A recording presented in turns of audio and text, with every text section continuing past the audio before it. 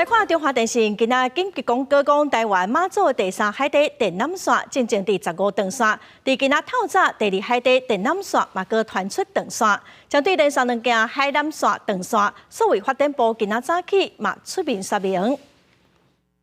我们即刻启动，请中华电信即刻启动微波的紧急备援。那原来涵盖的，原来对针对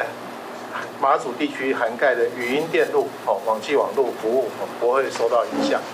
那在海象允许的状况下呢，我们现在收到的通报，最快会在2月底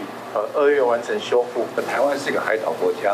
我们对外的通讯主要过去都是靠海缆啊。那当然我们也了解这个有可能像这种事情会发生，就是海缆断层，所以我们也积极布建，为了韧性，我们积极布建像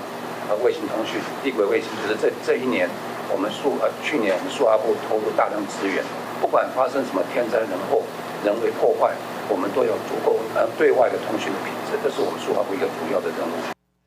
针对详细长线的原因爱个了解，数发部表示讲已经启动微波备援，确定讲过年期间网络未受到影响。海巡署初步是了解讲各种的所在无准接经过。中华电信表示讲上近2月会当修理好势。